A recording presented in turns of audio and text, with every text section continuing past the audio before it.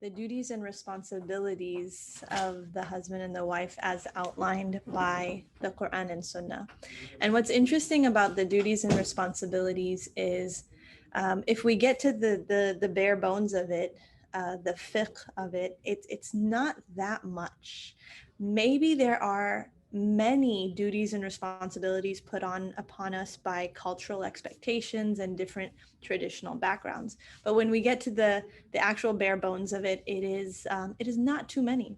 And so I'm going to outline it within 8 points, right? So there's 3 duties of the husband, 2 of the wife, and then there are the mutual rights of the couples, that is 3. And so we'll start with the duties of the husband, as outlined in Surah Al-Baqarah, ayah 233.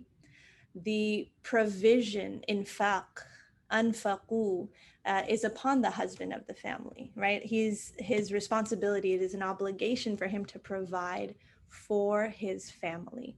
And so what that means is the husband's money is to be used for his wife, for himself, and for his family. If the wife so chooses to work, this is her choice. And if she so chooses to use from her money that she works, the money that she gains from her work, if she chooses to voluntarily help with the family expenses, then that is her choice. But it is not an obligation upon her. As for the second, it is protection of the home, as outlined in Surah An-Nisa, ayah number 34. And this comes under the category of qawwama, which we'll talk about in a little bit in more detail. But the protection of the home, meaning the physical protection of the intruders who may come into the home. The safety of the home is supposed to be kept by the husband. So if an intruder were to come, who is the first line of defense? It is the husband to protect his wife and children. And then finally, of the duties of the husband is outlined in this word qawwama. الرجال قوامون على النساء. Now, this translation is الرجال, men, qawwamuna, have qawwama, we'll explain it, ala nisa, over the women.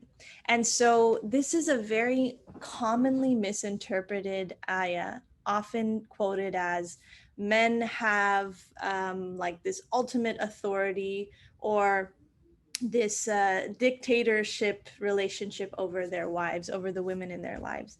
And that's obviously not the case, not after everything you heard Mahad talking about in the back and forth and the disagreements and the conversations that the Prophet ﷺ had with his wives, right? That Umar radiallahu anhu was having with his wife, that there was this room for disagreement. And so it wasn't this ultimate authoritarian relationship where whatever I say goes. What it was a place that there was mutual respect. However, when conversations in the marriage relationship get to what we call like a stone wall, there's this decision that the wife has, this opinion that the wife has, and this opinion that the husband has. That's not outside of the bounds of the Sharia. Both opinions are within the bounds of the Sharia, and they can't come to a conclusion. That is when Allah has put sort of this divinely made hierarchy, which is that the husband has the final say in these matters. And so the third duty of the husband is to be the head of household, to make those final decisions in situations where the husband and wife are stonewalled. Now, there are a few conditions to this ultimate decision that is made, which is 1, it has to be within the bounds of the Sharia, and 2, it has to have khair, goodness in it, and not harm. It cannot be harmful to the family, to the wife. So it has to be within the bounds of the Sharia and beneficial and not harmful. If it is harmful or it's out of the bounds of the Sharia, that's when we say that decision is vetoed. Even being the head of household, his decision is vetoed by a judge, by an imam, by someone who comes to mediate the situation.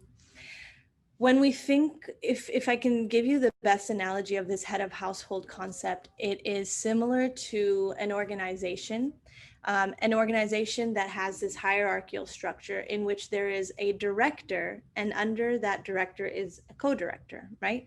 And what's the reason for making this kind of setup is because a director, there has to be someone who makes that final decision.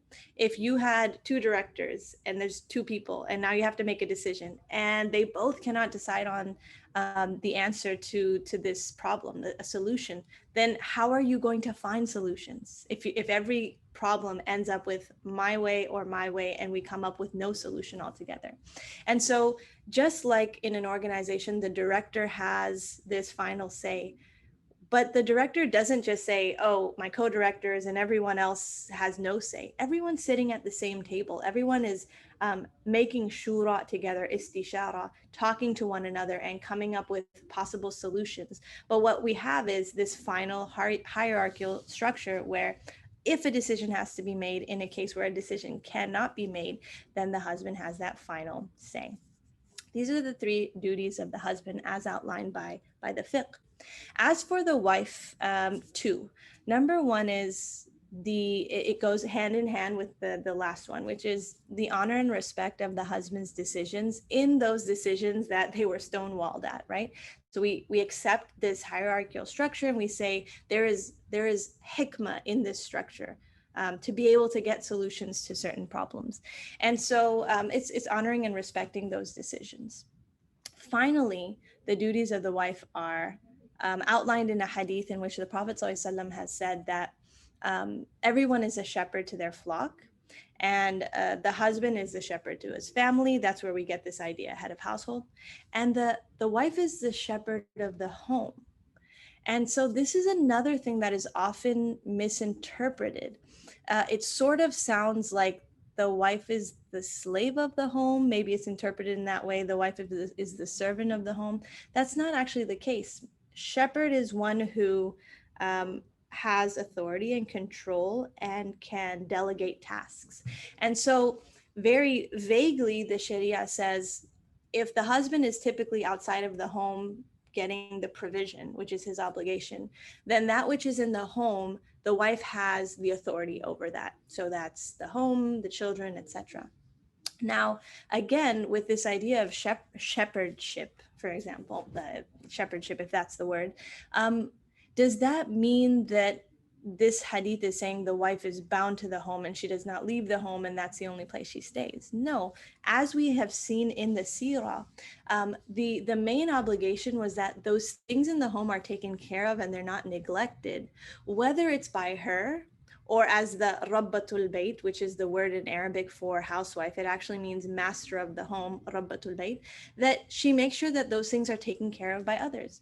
And so in the time of the Sirah, they didn't necessarily live in extended family homes. Some people did, but they often had family members living very close by. So a husband and wife and their children live in their home, and maybe next door is the grandparents.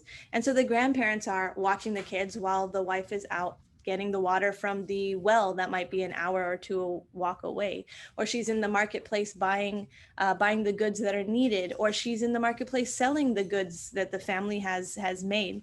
And so there was this common structure set up where the things in the home were delegated by the wife.